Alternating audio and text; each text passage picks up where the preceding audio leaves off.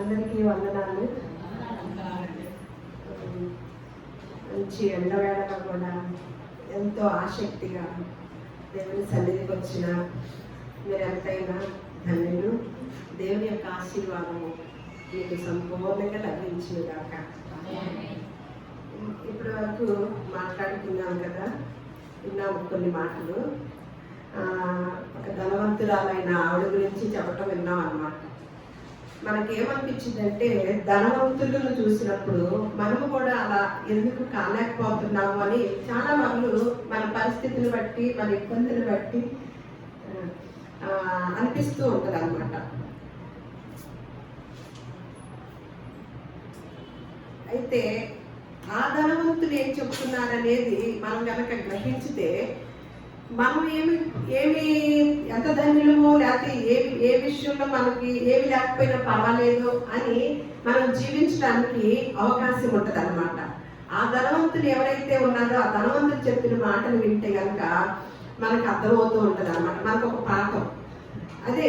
అలాగే నేను ఇందాక లతా మంగేష్కర్ గారి గురించి విన్నారు కదా, వివాహం చేసుకోపోయినప్పటికీ కూడా తను ఎన్నో 50,000 పాటలు పాడి తను మరణించే ముందు చాలా చాలా బాధపడిందని, ఎవరికి సహాయం చేసిన ఆవిడ కూడా కాదు. కానీ తన దీనస్థితిని చివరిలో ఎంత సంపాదించుకున్నప్పటికీ నేనేమైపోతాను, ఏముంది ఇది అని ఆవిడ చెప్పిన మాటలు వింటే మరి ఒక ధనవంతుడు అనమాట. ఈయన బిగ్ బుల్ రాకేష్ అనే ఆయన విలువైన ఆస్తి కలిగిన భారత్ స్టాక్ మార్కెట్ లో ఉన్న ఆయన అనమాట. అయితే ఇది మరి మనకి ఒక లెక్క కూడా ఇచ్చారు, మరి మన పిల్లలు వేసుకొచ్చారు. నాకైతే నేను అనుకున్నాను ఇప్పుడు ఈయన ఆస్తులు వివరాలు ఇచ్చారనమాట. అది నాకు చెప్పడం కూడా రాదు. అందుకే నేను అనుకున్నాను మనసులో, అసలు అన్ని డబ్బులు ఇస్తే మనకి లెక్క పెడతాం వచ్చిందంటారా అని నాకు అనిపించింది అనమాట. అది నాకు వాళ్ళు ఇచ్చిన అంకెల్ని నాకు చెప్పడం రాలేదు, ఎన్ని కోట్లు అనేది నాకు తెలియలేదు. అయితే మన పిల్లలు ఏం వేసుకొచ్చారు, 48,556 కోట్ల 75,90,000 అని ఆ ఆస్తి వివరాలు తీసుకొచ్చి ఇంత డబ్బు కనుక మన ముందు పెడితే మీరు ఎంత లెక్క పెట్టుకోవచ్చు అని అంటే ఆ లెక్క పెడతాం కూడా మనకి రాదేమో అనిపించింది. ఆయన కూడా మరణ పడక మీద ఉండి ఒక మాట చెప్తున్నారండి. పెద్దలైన వాళ్ళు అనుభవించి, అంటే ఆస్తులు ఉన్న వారికి ఎటువంటి ఆనందం ఉందో అని మనం ఎప్పుడు కూడా మనకి లేనిది ఎప్పుడు మనం తెలుసుకోవాలి, మనం పొందుకోవాలి అని ఆశ కలిగి ఉంటాం. అందుకని మనకు ఒక సామెత ఉండదు, దూరపు కొండలు నునుపుగా ఉంటాయని. మనకి దూరంగా ఉన్న ప్రజలు ఆ ధనవంతులు చూసి మనం అలా అనుకుంటూ ఉంటామన్నమాట. ఆ ధనవంతులు వాళ్ళు అనుభవించిన మాటలు కొంతమంది గ్రహించుతారనమాట. ఆ గ్రహించిన వారిలో ఒక ఆయన బిగ్ బుల్ రాకేష్ అని ఆయనంట, జీవితంలో నేను ఎంతో డబ్బును సంపాదించాను, విజయ శిఖరానికి చేరుకున్నాను, కానీ ఆసుపత్రి మంచంపై పడుకున్నప్పుడు ఒక నిజం అర్థమైంది, డబ్బు, పేరు, ఆస్తి చివరికి పనికిరావు. మనం కారు నడపడానికి లేదా డబ్బు సంపాదించడానికి ఎవరినైనా నియమించుకోవచ్చు, కానీ బాధను భరించడానికి లేదా మరణాన్ని ఎదుర్కోవడానికి ఎవరిని కూడా నియమించుకోలేమంట. మనం పెద్దయ్యాక ఒక విషయం గ్రహిస్తాం, 300 రూపాయల గడియారమైన, లక్షల గడియారమైన సమయము ఒకటే చూపిస్తుంది. ఎన్ని లక్షల పెట్టి కొన్న గడియారం సమయం మాత్రం చూపించేది అందులో నుంచి ఒకటే. చిన్న ఇల్లైనా పెద్ద ఇల్లైనా ఒంటరితనం ఒకటే. 5 లక్షల కారైనా 50 లక్షల కారైనా మనం గమ్యాన్ని చేర్చేది ఒకటే అన్నమాట. అందుకే నిజమైన ఆనందం డబ్బులో కాదు, కుటుంబం, స్నేహితుల ప్రేమ మరియు ఆరోగ్యంలో ఉంటుంది. మీ పిల్లల్ని కేవలము ధనవంతులుగా కాకుండా సంతోషంగా జీవించడం మీ పిల్లలకి నేర్పించండి అని. జీవితాన్ని అర్థం చేసుకునే 3 ప్రదేశాలంట. మన జీవితం అర్థం అవ్వాలంటే 3 ప్రదేశాలకు వెళ్ళాలంట. ఒకటి హాస్పిటల్కి వెళ్తే అక్కడ ఉన్న పేషెంట్లు చూస్తే ఆరోగ్య విలువ తెలుస్తుంది. ఇంకొకటి ఏమన్నా మనము స్వేచ్ఛ స్వతంత్రాలు ఉంటాయి కదా, మనం ఉన్నంత కాలం మనకు ఏదైనా నిర్ణయం తీసుకోవాలన్నా, ఎలా జీవించాలన్నా మన పెద్దల మాట వినకుండా స్వేచ్ఛగా మనం నిర్ణయం చేసుకుంటాము, జీవిస్తూ ఉంటాం కదా. ఆ స్వేచ్ఛ విలువ తెలుసుకోవాలంటే జైలుకి వెళ్ళాలంటండి. అలాగే మనకి జీవితంలో ఇది జీవితము, ఇది మన జీవితం తాత్కాలికము, అశాశ్వతం. ఇది చిన్న ఈ ఆవిరి వంటి జీవితం. ఇది అదేంటి గడ్డి లాంటిది, పువ్వు వడిలిపోయినట్లుగా ఉండే వడిలిపోయిన జీవితం అని ఇవన్నీ మనం చెప్పుకుంటాం కదా. అలాంటిది మనకి ఆ వైరాగ్యం రావాలంటే శ్మశానం దగ్గరికి వెళ్ళాలంటండి. అందుకే కుటుంబాన్ని ప్రేమించండి, తల్లిదండ్రులకి కృతజ్ఞతలు తెలపండి, వినయంగా జీవించండి. చివరికి మనతో ఉండేది డబ్బు కాదు, మంచి సంబంధాలు, మంచి పేరు అని ఈ ధనవంతుడు చెప్పాడు అనమాట. మనకేం కావాలని అన్నారు కదా రుద్రరావు గారు. మీరు మరి మీకేం కావాలని కోరుకుంటుంటే కొన్ని మార్లు మనకి కోరుకోవడం కూడా రాదండి. అర్థమవుతుందా? కోరుకోవటం కూడా రాదు. చిన్న ఉదాహరణకి కొంచెం మనకి కొన్ని జీవరాశుల్ని బట్టి మనం కొన్ని సామెతల్ని కొన్నిటిని తెలుసుకుంటాం కదా. అలాగే ఒక చిన్న జీవరాశి ఉంది కదా, చీమ అంతా పావును చూసి, మన కొన్ని తేళ్లు మన కొన్ని ఉంటాయి కదా, అవి కాటేస్తే చనిపోయే జీవరాశులు ఉంటాయి కదా, వాటిని చూసి చీమనుకుందంట అవి మనుషులు పుట్టగానే వాళ్ళు చనిపోతున్నారు కదా, నేను పుట్టగానే చనిపోవట్లేదు కాబట్టి దేవుడి దగ్గర ఒక వరం కోరుకోవాలి.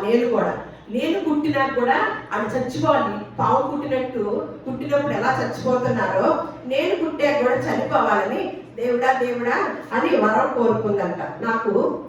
నేను పుట్టగానే చచ్చిపోవాలి అని వరం కోరుకుందంట. సరే తదాస్తు అన్నాడంట. ఒకళ్ళు పుట్టిందంట. పుట్టగానే మనిషి చనిపోవట్లేదంట. వెంటనే ఇలా కొట్టాడంట మనిషి, అది చచ్చిపోయిందంట. ఇదేంటి, నేను పుట్టగానే చచ్చిపోవాలని కోరుకున్నాను కదా, దేవుడు ఇదే వరం ఇచ్చాడు, ఏంటి దేవుడా అని అంటే, నీవు చెప్పిందే కదా, ఒకసారి నీ మాట రిపీట్ చేసుకో అన్నాడంట. చూసారా, మనకు అర్థమవుతుందా ఏం అడుగుతున్నామో? అంటే నేను పుట్టగానే వాళ్ళు చావాలి అని అడగల, నేను పుట్టగానే చచ్చిపోవాలి అంటే మనము దేవుణ్ణి ఎలా అడగాలో కూడా తెలియదు. కంగారు ఎక్కువ, మళ్ళా తొందరగా జరిగిపోవాలి. మనం అనుకున్న తరుణమే మనకు అన్నీ జరిగిపోవాలి. ఇలాంటివన్నీ కూడా మనకి కొన్ని ఉదాహరణలుగా ఉంటూ ఉంటాయి అన్నమాట. అందుకనే దేవుని సన్నిధి ఎలా ఉంటుంటే, మనం అందరం ఇలా కూడుకుంటున్నామంటే వీటి గురించి అవగాహన కలిగి ఉండటానికి, మనము విజ్ఞానాన్ని నేర్చుకోవటానికి, మనము జ్ఞానాన్ని పెంపొందించుకోవడానికి. ఇందాక సుమిత్ర అంటుంది కదా, నాకు జ్ఞానం ఉంటే చాలు అన్ని సంపాదించుకుంటానని. జ్ఞానం ఉంటే వచ్చిద్దా? తెలివిగల వాడికి డబ్బులు ఉండవంట, తెలుసా? జ్ఞానవంతుడికి కూడా వాడి దగ్గర జ్ఞానం ఉంటుంది కానీ డబ్బులు ఉండవంట. అందుకు ఇష్టమైనా మీకు? ఇందాక ఏమంటున్నాడు ఈ ధనవంతుడు? చివరికి ఏం కావాలంట? ఆరోగ్యమే మహాభాగ్యము, అలాగే అందరినీ ప్రేమించి మంచి పేరుని సంపాదించుకోండి. మనకి అందుకనే పరిశుద్ధ గ్రంథంలో ఆయన ఒక మాట చెప్పాడు కదా, పరిశుద్ధ గ్రంథంలో ఏనాడో రాయించాడు, గొప్ప ఐశ్వర్యము కన్నా మంచి పేరు వేరు, సుగంధ తైలము కన్నా మంచి పేరు వేరు. మరి ఆయన అంత ధనవంతుడై ఉండి చివరికి తెలియజేసిన మెసేజ్ ఏంటి? మీరు మంచిగా జీవించి మంచి పేరుని సంపాదించుకోండి, అప్పుడు అది మన వెంట వచ్చేది అని ధనవంతులు సైతము కొంతమంది ఎరిగిన వారు తెలియజేసిన సంగతులు అన్నమాట. వాటిని అన్నిటినీ దేవుడు పరిశుద్ధ గ్రంథంలో రాయించి మనల్ని గొప్పగా చేసి, ఆయన పోలిక చొప్పున ఆయన స్వరూపమందు మనల్ని చక్కగా సంతోషంగా ఉండాలి నా బిడ్డలు అని మనల్ని భూలోకానికి పంపించాలనే ప్రణాళిక ఎప్పుడైతే ఆయన తలంపులోకి వచ్చిన తలవునే మనల్ని పంపించకుండానే ఈ సృష్టిలో, ఈ ప్రకృతిలో సకల సౌకర్యాలను కూడా మనకి ఏర్పాటు చేశాడండి దేవుడు. ఆది కాండం కనుక మనం చదువుతుంటే మీరు తీయక్కర్లేదు కానీ ఒకరోజు ఒక పని చేశారు, ఒకరోజు ఒక పని చేశారు అంటే మన మన మన మన యొక్క అర్థం ఏంటంటే 24 గంటల కాదండి. ఒక్కొక్క దాన్ని చేసినప్పుడు ఆ ఒక్క రోజు అంటే దేవుని దృష్టిలో ఎలా ఉంటుందండి? రోజు ఎలా ఉంటుందంట? ఆయన దృష్టిలో ఒక్క రోజు ఎలా ఉంటుంది? ఎక్కువగా ఉంటుంది. అలా మన ఆలోచన మన లెక్క ప్రకారం కాదు. ఒకటి చేశాక కొన్ని సంవత్సరాల పాటు, కొన్ని కోట్ల సంవత్సరాలు కూడా గ్యాప్ ఉన్నదంటండి. అలా జరిగించుతూ వచ్చి చివరిలో ఎవరిని సృష్టించాడండి? మనిషిని కూడా ఎలాగా ప్రతి జీవరాశిని ఏమన్నా తన నోటి మాట ద్వారా పుట్టించి మనిషిని మాత్రము తన పోలిక చొప్పున తన స్వరూపమందు తన స్వహస్తాలతో లోపల అగాధంలో ఉన్న ఆ యొక్క మట్టిని తీసి, మనిషిని తయారు చేసే మట్టి అన్నమాట, అక్కడ తీసి తన స్వహస్తాలతో తీసి మనిషిని చేసినప్పుడు మనిషికి కూడా కొన్ని కట్టడలు పెట్టారండి. కట్టడలు పెట్టి తను చేసిన జీవరాశిని అంతటిని కూడా మొదటి మానవుడిదైన ఆదాము దగ్గరికి తీసుకొచ్చి నా కుమారుడు యొక్క తెలివితేటలు నేను గమనించాలి అని ఆదాము దగ్గరికి తీసుకొచ్చి ప్రతి జీవరాశికి కూడా ఏ ఏ పేర్లు పెడతాడో అని ఆదాము పాదాల క్రింద తీసుకొచ్చాడంట. ప్రతి జీవరాశిని ఆదాము పెట్టిన పేర్లతోనే ఇప్పుడు ప్రతి జీవరాశి కూడా కొనసాగుతూ ఉందంట. మరి అలాంటి అవకాశాన్ని దేవుడు మానవుడైన మనకు దయచేసి మనల్ని జ్ఞానవంతులుగాను తన పోలిక చొప్పున తన నామాన్ని మహిమపరిచే వారుగాను ఈ భూలోకంలో జీవించాలని కొన్ని కట్టడలను, కొన్ని ఆజ్ఞలను నిర్ణయం చేసి మనల్ని పంపించినప్పుడు మన పరిస్థితి ఏమైందంటే, ఆదాము ఏ జీవరాశులకైతే పేర్లు పెట్టారో తర్వాతి కాలంలో ఆ జీవరాశుల దగ్గరికి వెళ్ళి మీరు నేర్చుకోండి, అవి మీకు బోధిస్తవి అనే స్థితికి మనిషి తెచ్చుకున్నాడండి. చూసారు ఎలాంటి స్థితికి వచ్చామో. అలాగే ఆ జీవరాశిలోనే ఒక జీవరాశి అయినా ఈరోజు చేప గురించి చెప్పాలనుకుంటున్నానండి. యోబు గ్రంథం తీసి ఉంచుకుంటే యోబు గ్రంథము 12వ అధ్యాయము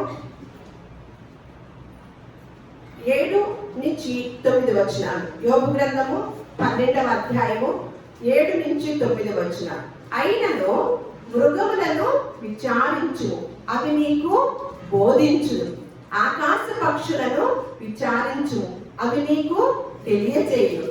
భూమిని గురించి ధ్యానించిన ఎడల అది నీకు బోధించు. సముద్రములోని చేపలను నీకు దాన్ని వివరించు. చూడండి అంటే ఏంటంట, మన టీచర్స్ ఎవరంట? మృగములంట, ఆకాశ పక్షులంట, సముద్రంలోని చేపలంట, భూమి అంట. మనకి టీచర్స్ ఎవరు? మనకు బోధించేది ఎవరు? మనమే పెద్ద పెద్ద స్కూళ్ళు కట్టుకుంటాంగా, మనమే పెద్ద పెద్ద కాలేజీలు కడతాం కదా. కానీ ఎక్కడికి వెళ్ళమంటున్నాడు మనల్ని? యూనివర్సిటీలకు కాదు, పెద్ద పెద్ద యూనివర్సిటీలకు వెళ్ళమంటే అంత దాకా వెళ్ళక్కర్లా. మనకి విజ్ఞానం కావాలంటే మన యొక్క దైనందిక జీవితంలో మన కళ్ళ ముందు కనపడే జీవరాశి దగ్గరికి వెళితే మీరు గొప్ప పాఠాలు నేర్చుకుంటారు, గొప్ప జ్ఞానవంతులు అవుతారు అని దేవదేవుడు తెలియచేస్తూ పరిశుద్ధ గ్రంథంలో మనం మర్చిపోతామేమో, ఆ ధ్యాస ఉండదేమోనని పరిశుద్ధ గ్రంథంలో రాయించాడండి. మృగములను విచారించుము, అవి మీకు బోధించును. ఏం బోధిస్తుంది అండి? మీకు ఒకసారి కీర్తన గ్రంథము 104వ కీర్తన చూసినట్లయితే వాటిని ఎలా కలగజేశాడో మనతో పాటు వాటిని కూడా అక్కడ ఒక మాట ఉంటుందండి. 24వ వచనము 25వ వచనము చూద్దాం. యెహోవా నీ కార్యములు ఎన్నెన్ని విధములుగా ఉన్నవి, జ్ఞానము చేత నీవు వాటినన్నిటినీ నిర్మించితి.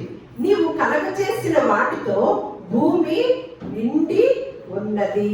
అదిగో విశాలమైన మహాసముద్రము, అందులో లెక్కలేని జలచరములు, దానిలో చిన్నవి పెద్దవి జీవరాశులు ఉన్నవి. అంటే ప్రకృతిలో దేవుడు చేసిన సృష్టిలో జ్ఞానాన్ని దాచాడని కొన్నిటిని ఏం చెప్తున్నాడు? యెహోవా నీ కార్యములు ఎన్నెన్ని విధములుగా ఉన్నవి, జ్ఞానము చేత నీ వాటిని అన్నిటినీ నిర్మించింది. ఎలా నిర్మించాడంటండి? ఆయన జ్ఞానం చేత భూలోకంలో ఉన్న జీవరాశులన్నిటిని కూడా నిర్మించాడంట. మనల్ని నిర్మించలేదా జ్ఞానం చేత? మరి నిర్మించాలంటే ఇగో ఫలానా మనిషి దగ్గరికి వెళ్ళి మీరు బోధ నేర్చుకోండి అని పరిశుద్ధ గ్రంథంలో ఉందా? కానీ యేసుక్రీస్తు వారు ఏమన్నారో తెలుసండి, ఆయన కాలంలో మనుషుల గురించి జాగ్రత్త పడండి. వీటి గురించి ఏమని చెప్తున్నాడు? మీకు బోధ జ్ఞానాన్ని తెలుపుతాయి, మీ జ్ఞానాన్ని నేర్పిస్తాయి, మీకు బోధ చేస్తాయి. మీరు కనుక నేర్చుకుంటే గొప్ప పాఠాలు నేర్చుకుంటారు అని ఈ జీవరాశి గురించి చెప్తున్నాయి అన్నమాట. చెప్తూ మరి ఆ జీవరాశికి ఏముందో చూద్దాం ఒకసారి. ఆ జీవరాశికి కట్టడ మొట్టమొదటి నుంచి దేవుడు ఎలా నిర్ణయించాడో ఆ కట్టడని ఎక్కడైనా తప్పినయో చూద్దాం. మళ్ళీ అదే కీర్తన 104వ కీర్తన 20వ వచనం 21వ వచనం కనుక మీరు తీసి ఉంచినట్లయితే, నీవు చీకటి కలగ చేయగా రాత్రి అగుచున్నది, అప్పుడు అడవి జంతువులన్నీ తిరుగులాడుచున్నవి, సింహపు పిల్లలు వేట కొరకు గర్జించుచున్నవి, తమ ఆహారమును దేవుని చేతిలో నుండి తీసుకొని చూచుచున్నవి, సూర్యుడు ఉదయింపగానే అవి బలిపోయి తమ గుహలలో పండుకొనును. ఏంటండి మీకు అర్థమైందే? దేవుని యొక్క నియమం, జీవరాశి పట్ల ఉన్న నియమము ఏమనుంది? మొట్టమొదటి యోగ గ్రంథం, అయినను మృగములను విచారించుము, అవి నీకు బోధించును అని ఉంది. ఇక్కడ ఏమంటది? నీవు చీకటి కలగ చేయగా రాత్రి అగుచున్నది, అప్పుడు అడవి జంతువులన్నీ తిరుగులాడుచున్నవి. ఎప్పుడు తిరగాలండి అడవి జంతువులు? మృగములను విచారించుము, అవి మీకు బోధించును. మన యూనివర్సిటీలోను మనం చదివే చదువులు, డిగ్రీలు మన జీవితానికి, మన భౌతికమైన జీవితానికి, శారీరకమైన జీవితానికి, ఆత్మ సంబంధమైన జీవితానికి ఒక్కటి కూడా పనికిరాదండి. ఒక్క సంవత్సరం కూడా మనకి పనికిరాదు. కోటి విద్యలు కూటిరాదు. జీవరాశికి ఏ నియమం పెట్టాడండి? నువ్వు రాత్రి అవుతుందే అవన్నీ ఏం చేస్తున్నాయి అంట?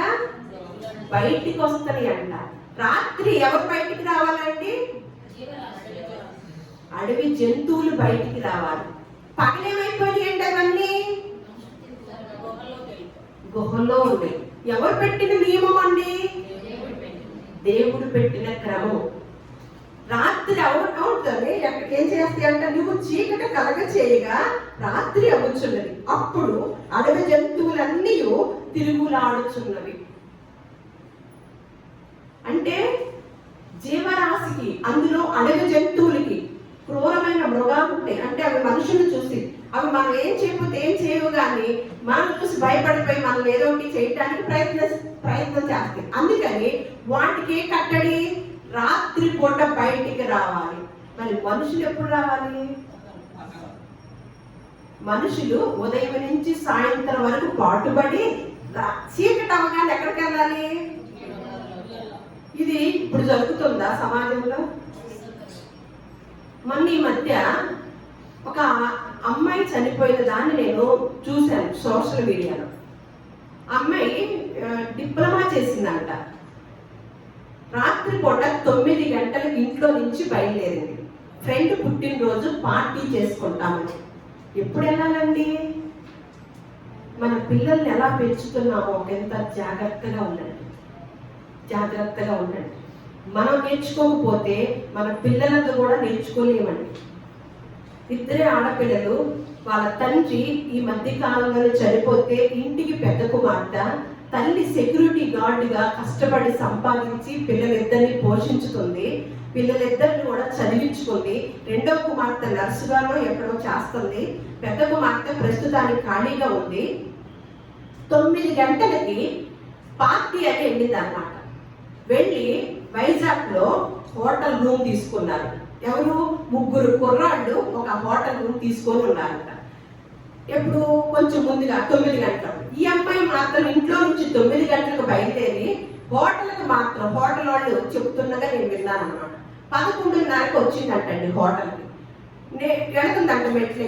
ఏంటమ్మా వెళ్తుందంటే మా ఫ్రెండ్స్ రూమ్ తీసుకున్నారు కాబట్టి మేము పార్టీ చేసుకున్నా, నేను కూడా వెళ్తున్నానంటే అలా కుదరదమ్మా, మీరు సపరేట్ రూమ్ తీసుకోవాల్సిందే, వాళ్ళు ముగ్గురు తీసుకున్నారు కాబట్టి వాళ్ళు వెళ్ళిపోయారు, మీకు మాత్రం సపరేట్ రూమ్ ఉంటేనే మేము ఎలా చేస్తాము, లేదంటే తన కార్డును చూపించి మళ్ళా తనకు ఒక సపరేట్ రూమ్, ఆ ఫ్రెండ్ని పిలిపించి సపరేట్ రూమ్ తీసుకున్నారు. సరే మొత్తం 4. కానీ ఆ హోటల్ వాళ్ళు కూడా చూడండి, బయట ప్రపంచం అంతా కూడా ఎంత దారుణమైన పరిస్థితి. డబ్బు వస్తే చాలు, వాళ్ళకంటూ కొన్ని కండిషన్స్ లేవు. వాళ్ళు కనపడేటట్లుగా 4 వెళ్ళారు. తర్వాత 3 ఏమో యాడ్ అయ్యారండి.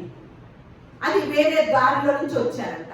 మొత్తం ఒక 6, 7 పిల్లలు, 2 ఆడపిల్లలు, 5 అబ్బాయిలు 2 రూముల్లో ఉన్నారు. మొత్తానికి అక్కడ తేడా వచ్చింది. ఒక అమ్మాయి ఇంకొక బాయ్ ఫ్రెండ్కి తేడా వచ్చింది. అట్లా మొత్తానికి తెల్లవారుజాము 3 గంటల దాకా అక్కడ ఆ మందు పార్టీ చేసుకుంటూ, ఏదో పార్టీ అంతా చేసుకుంటూ, మరి ఘర్షణ పడుతూ మొత్తానికి తెల్లవారుజాముకి ఆ అమ్మాయి చనిపోయింది. ఇట్లా ఇంటి దగ్గర నుంచి వెళ్ళిన అమ్మాయి. ఎప్పుడు పంపించాలి, ఎప్పుడు వెళ్ళాలి? వీళ్ళు కూడా ఏం చేయాలండి? హోటల్ యాజమాన్యం కూడా బయట ప్రపంచంలో ఎంతో మంది వ్యాపారవేత్తలు ఇలా చేస్తున్నారు కదా, ఆ యాజమాన్యానికి ఎంత జాగ్రత్త ఉండాలండి. ఇప్పుడు హోటల్కి కూడా పేరు పోయిందా అంటే కొంచెం అజాగ్రత్త వల్ల, వాళ్ళ కక్కుర్తి వల్ల ఆ హోటల్కి కూడా ఇప్పుడు పేరు పోతుంది కదా. ఏం చేయాలి? వాళ్ళకంటూ అమ్మ నువ్వు 11 గంటలకు వచ్చావు, మీ ఇంటికి నువ్వు ఫోన్ చేసి మీ తల్లిదండ్రులకు చెప్పి ఆ రూమ్ బుక్ చేసుకో అని చెప్పాలి కదండి. ఆ తెలివితేటలే వాళ్ళ దగ్గర. ఒక అమ్మాయి అసలు అనవసరంగా అసలు అలా చనిపోయిందే. 6 బిడ్డల జీవితాలు కూడా నాశనం అయిపోయాయి. మొత్తం 7 కూడా మటాష్. చచ్చిపోయి అమ్మాయి ఉంది, బ్రతికి వారు కూడా చచ్చినట్లుగానే వారి జీవితం ఉంటుంది. సరే ఈ అమ్మాయి వచ్చింది కదా, తల్లిదండ్రులు ఏమనాలి? ఆరా తీయద్దా? 3 గంటల దాకా రాలేదంటే మళ్ళీ ఆ ఫ్రెండ్స్ లోనే మీ అమ్మాయి ఫిట్స్ వచ్చి హాస్పిటల్లో జాయిన్ చేశాము, మీరు వచ్చి చూడండి అంటే ఆల్రెడీ వెళ్ళేసరికి చనిపోయింది. అంటే ఏంటండి? ఆరా లేదా? భయం లేదా? జాగ్రత్త లేదా? మన పిల్లల్ని ఎలా పెంచుతున్నామని ఎప్పుడు వెళ్ళాలండి? దేవుని యొక్క నియమము, అడవి మృగములు తిరగాలి రాత్రిపూట, చీకటి అవగానే మనుషులు తిరగకూడదు. కానీ ఉల్టా పల్టా రివర్స్ అయిపోయి మనం చేసుకున్న టెక్నాలజీ, మనం చేసుకున్న ప్రతిది కూడా ఏమవుతుంది? మన నెత్తి మీదకి వస్తుంది. జీవరాశి ఏమన్నా రాత్రిపూట తిరగాల? మృగాలు, మనుషులు మృగాల్లాగా రాత్రులు తిరుగుతుంటే ఆ జంతువులు ఏమైపోయినాయి? కళ్ళకు కూడా కనపడుతున్నారు. ఇవే మృగాల్లాగా వీళ్ళే కనపడుతున్నారు కదా. అలాంటి ఘోరాలు ఎన్ని జరుగుతున్నాయో తెలుసండి. ఒక అజానేది ఉండాలా, ఆరా ఉండాలా. ఆ హోటల్ వాళ్ళు కూడా మీ మీ పేరెంట్స్ తో మాట్లాడిస్తేనే మేము బుక్ చేస్తాము అనాలా? ఒక ఫోన్ చేపించాలా? అది లేదు. సరే వీళ్ళు ఆరా తీసుకోవాలా? పిల్ల ఎక్కడికి వెళ్ళింది ఇంతవరకు రా? అసలు 9 గంటలకి నీ పార్టీ ఏంటి? ఆడపిల్లకి, ఆడపిల్లైనా మగపిల్లోడైనా ఎవరైనా సరే సమానమే కదా. ఆ మగపిల్లలు వెళ్ళారు, ఎక్కడికి ఉన్నారు? ఇప్పుడు పోలీస్ స్టేషన్లో ఉన్నారు. వాళ్ళందరూ కూడా మంచి చదువులు చదువుకున్న వారండి. ఎందుకు చెప్తున్నాను ఈ మాట అంటే, వాళ్ళందరూ బీటెక్లంట, డిప్లొమాలంట, పీజీలంట ఇవి. మరి యూనివర్సిటీలో ఏం నేర్పిస్తున్నారు? ఏమీ నేర్పించట్లా. మన దైనందిక మనం బ్రతకటానికి ఏమీ నేర్పించవు. మనం పోషించబడటానికి మాత్రమే నేర్పిస్తాయి. బ్రతకటానికి నేర్పించేది దేవుని సన్నిధి ఒక్కటేనండి.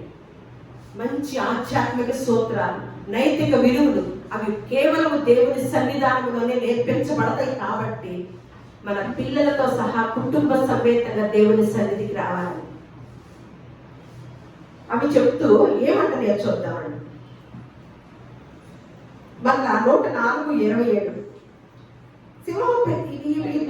ఈ వాక్యం పూర్తి. సింహం పిల్లలు వేట కొరకు గర్జించుచున్నవి, తమ ఆహారమును ఎక్కడండి? సింహాల, సింహం పిల్లల అంటే ఎవరు నేర్పుకుంటారు వీటికి?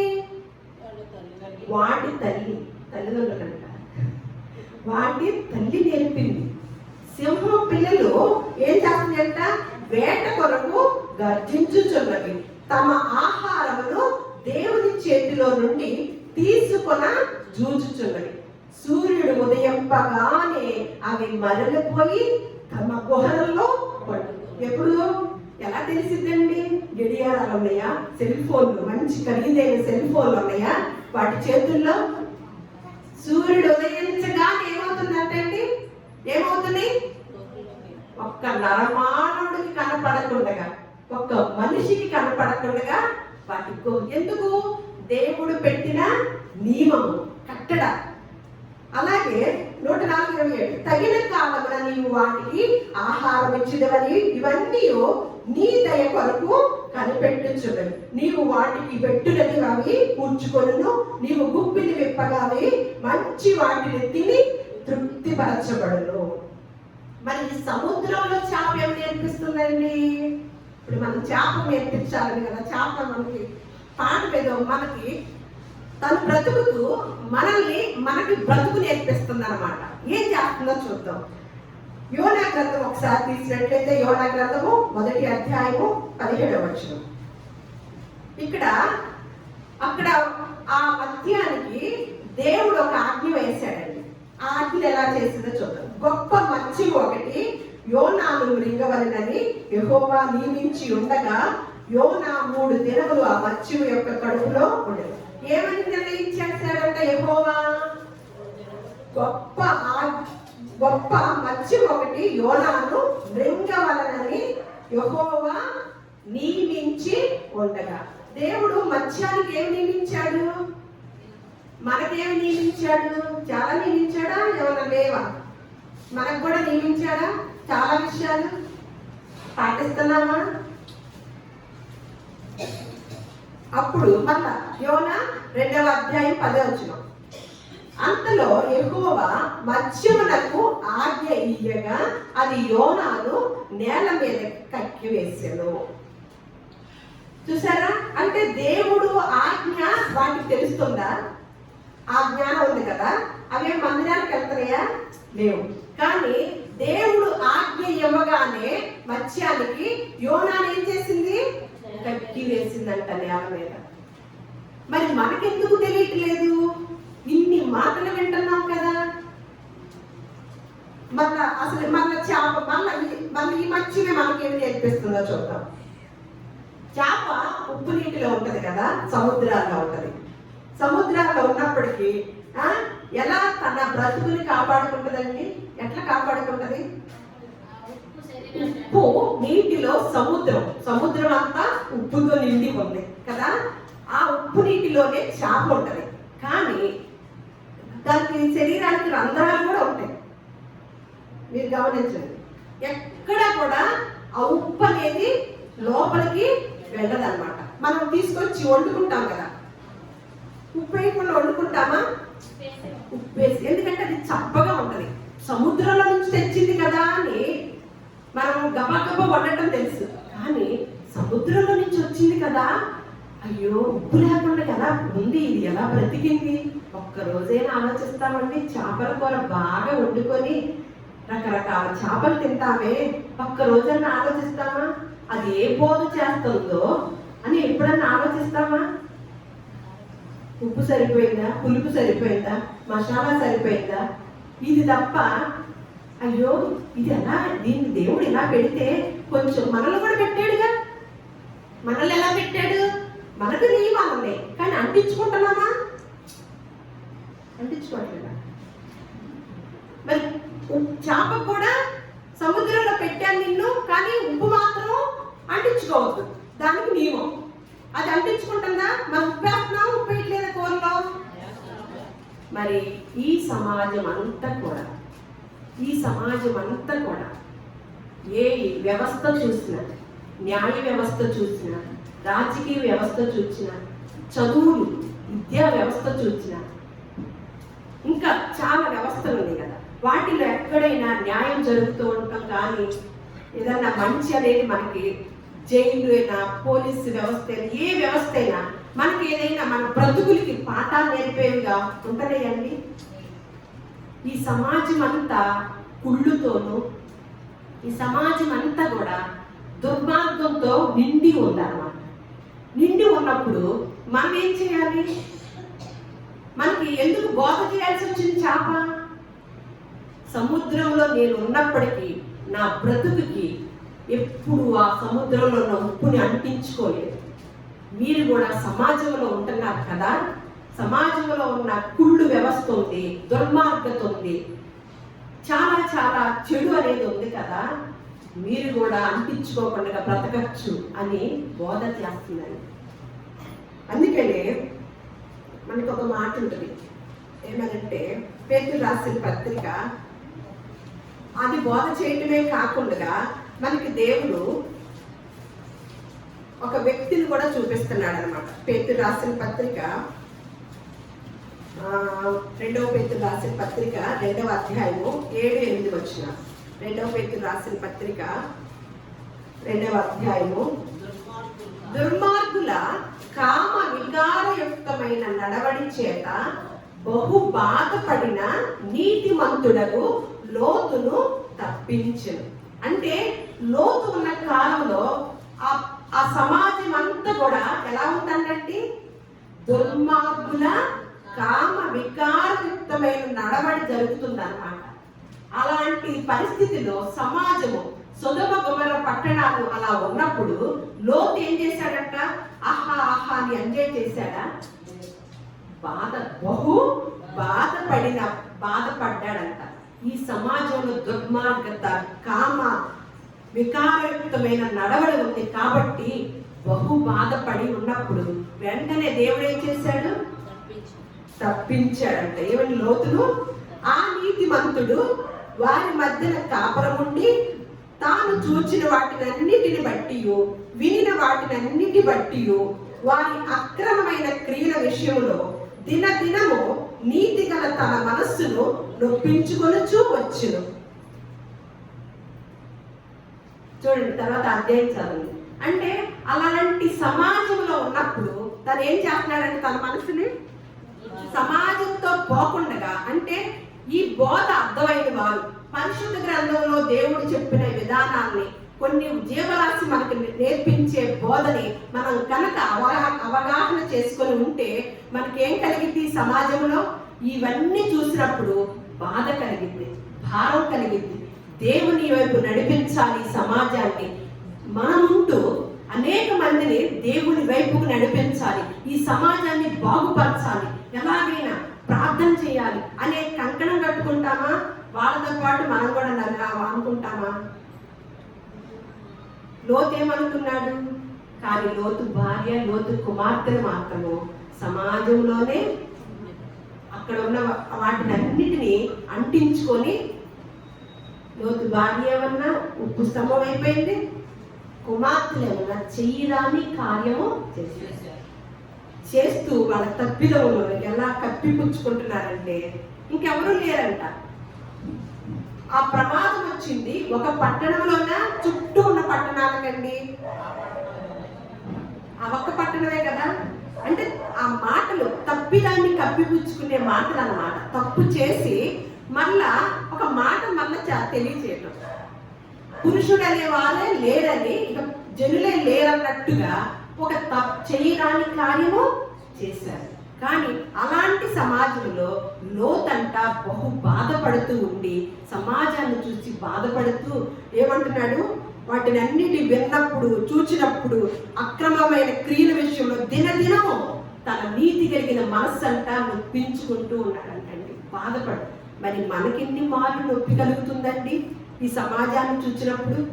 ఒకసారి చూడండి, మరి మనకి ఎన్ని మార్లు నొప్పి కలుగుతుందండి? కలుగుతుందా? మనకి చేప నేర్పింది. నేను ఇలాంటి సమాజంలోనే, ఇలాంటి వాతావరణంలోనే ఉన్నాను అంటే తన సమాజం ఏది? నదులు, సముద్రాలు. కానీ నేను ఎక్కడ అంటించుకోలేదు, దేవుడు పెట్టిన నియమాన్ని ఎక్కడ ధిక్కరించలేదు అని తెలియచేస్తూ ఉన్నానమాట. అందుకని మనకేం చెప్తున్నాడు? మనకి లోతును తెలియచేస్తున్నాడు. లోతును, మన పూర్వీకుడైన లోతుని జ్ఞాపకం చేస్తున్నాడు. మళ్ళీ మనకేం చెప్తున్నాడు? ఫిలిప్పీయులకు రాసిన పత్రిక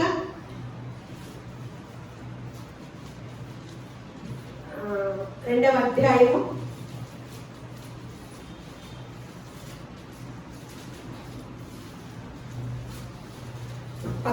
వచనము 15వ వచనం చూద్దాం. మీరు మూర్ఖమైన వక్ర జనము మధ్య నిరపరాధులను నిష్కళంకులను అనిత్యులైన దేవుని కుమారులగునట్లు సడుగులను సంశయములను మాని సమస్త కార్యములను చేయుడి. అట్టి జనము మధ్యను మీరు జీవవాక్యమును చేత పట్టుకొని లోకమందు జ్యోతుల వలె కనబడుచున్నారు. ఏమని అంటున్నాడు? మామూలుగా ఇలాంటి ఆయన ఉన్న కాలంలో ఫిలిప్పీ సంఘానికి ఎవరు రాశారు ఈ మాట? పౌలు గారు రాస్తూ ఆయన ఉన్న సమయంలో కూడా జనం ఎలా ఉన్నారంట? ఏమని సంబోధిస్తున్నాడు? మూర్ఖమైన వక్ర జనము అని సంబోధిస్తున్నాడు. వాళ్ళ మధ్యన ఎలా ఉండాలంట? మనల్ని చేపకు చెప్పాడా మనకు చెప్పాడా? వాళ్ళ మధ్యన ఎలా ఉండాలంటే మనము నిరపరాధులను నిష్కళంకులను అనిత్యులైన దేవుని కుమారులగునట్లు మిగతా వాటిలో సంశయాలు సడుగుళ్ళు అనుమానాలు అన్నిటిని పక్కన పెట్టి సమస్త కార్యములను చేయండి. అట్టి జన్మ మధ్యన మీరు జీవవాక్యమును పట్టుకొని లోకమందు జ్యోతులు వల్లే. అదండి, ఎంతమంది ఉంటున్నాం జ్యోతుల వల్లే? మనకి జ్యోతులు అనగానే ఎవరు గుర్తుకొస్తారు? జ్యోతి అంటే స్టార్ అయినా స్టార్ అంటారు ఇంగ్లీష్ లో. స్టార్ అనగానే ఎవరు గుర్తుకొస్తారు? మనల్ని మర్చిపోయాము. ఎవరు గుర్తుకొస్తారు? Megastar, super star, rebel star. ఇద్దరిద్దరు అంత ఆది పెట్టేసుకొని దేవుడు ఎవరిని అంటున్నాడు? వాళ్ళకి వాళ్ళే ఆపాదించుకున్నారు. కానీ మనకి దేవదేవుడే మీరు జ్యోతులు. ఎవరు జ్యోతులు అవుతారు? సినిమాలు యాక్షన్ చేసిన వాళ్ళ ఈ జీవవాక్యమును చేత పట్టుకొని లోకమందు ఎలా కనపడుతున్నాం మనం? Stars, super stars. మనం ఎవరికి పెట్టాం ఆ పేరు? సినిమా యాక్టర్లు పెట్టాం. వాళ్ళు భక్తి కోసం వేసిన వేషాలు వాళ్ళు ఏం చేసేసాము? అలా తెలియచేస్తున్నాడు దేవుని యొక్క నియమము. చేప ఏమన్నా అలా బ్రతుకుతుంది, జీవరాశులు అలా బ్రతుకుతుంది. జ్ఞానవంతులము మనం, జ్ఞానవంతులము టెక్నాలజీ తెలుసుకున్న మనము ఎలా బ్రతుకుతున్నామండి? ఇంకొక మాట చూసుకొని ముగించుకున్నాం. యాకోబు రాసిన పత్రిక 1వ అధ్యాయము 21వ వచనం. అందుకన్నమాట ఇవన్నిటిని బట్టి అందుచేత సమస్త కల్మషమును విర్రవీగుచున్న దుష్టత్వమును మాని లోపల నాటబడి మీ ఆత్మలను రక్షించుటకు శక్తి కలిగిన వాక్యమును సాత్వికముతో అంగీకరించి. సమాజం అంతా ఏమైపోయిందండి? కల్మషంతో నిండి ఉన్న ఈ సమాజంలో ఉప్పు అంటకుండగా, సముద్రంలో నివాసం చేస్తూ ఉప్పు అంటకుండగా తన బిడ్డలకి ఆహారముగా అవుతూ దేవుడు నిర్ణయించిన నిర్ణయాన్ని తన బిడ్డలకి ఆహారము కొరకు దేవుడు నిర్ణయించినట్లుగానే అవి మనకి ఆహారం అవుతుంది. ఎక్కడ ఉప్పు అంటించుకోకుండా, ఉప్పు ఉన్న వాతావరణంలో జీవిస్తూ ఉప్పు అంటించుకోలేదు. ఈ సమాజం అంతా కల్మషంతో నిండిపోయి ఉన్న సమాజంలో కల్మషాన్ని అంటించుకోకుండా మన ఆత్మల్ని, శరీరాల ఆత్మల్నా, మందిరాలకు వస్తే ఏటి కోసం వస్తున్నామండి? శరీరాన్ని రక్షించే వాక్యాల కోసం వెళ్తున్నామండి. వాళ్ళు చక్కగా వినసొంపుగా చెప్తే ఎంత బాగుంటుందో. ఇవాళ ఒక వాగ్దానం తీసుకొని వెళ్ళండి. మీరు ఈ రోజంతా మీరు దీవించబడతారు, వాగ్దానం తీసుకొని వెళ్ళండి అంటే చక్కగా సంతోషంగా తీసుకెళ్తారు. ఏమంటున్నాడు ఇక్కడ? మీ ఆత్మలను రక్షించే సమస్త కల్మషమును విర్రవీగుచున్న దుష్టత్వమును మాని లోపల నాటబడి మీ ఆత్మలను రక్షించుటకు శక్తి కలిగిన వాక్యమును సాత్వికముతో అంగీకరించండి. లోపల ఏమి నాటాలంటండి? వాతావరణం కలుషితం పోవాలంటే ఏమి నాటాలి? వాతావరణం. అది అక్కడ ఎవరు చెప్తున్నారు, మన వాళ్ళు వెళ్ళిపోయారు లోపలికి. వాతావరణం కలుషితం అవ్వకుండా ఉండాలి అంటే ఏమి నాటాలి? ఎప్పుడైనా ఈ మాటని, ఆ మొక్కల్ని తెచ్చుకున్నారా, లింకు చేసుకున్నారా? ప్రతి వారు ఒక మొక్క నాటండి అని మనకి ప్రభుత్వం తెలియజేస్తారా? మనమేం తెలియజేస్తున్నామో తెలుసా?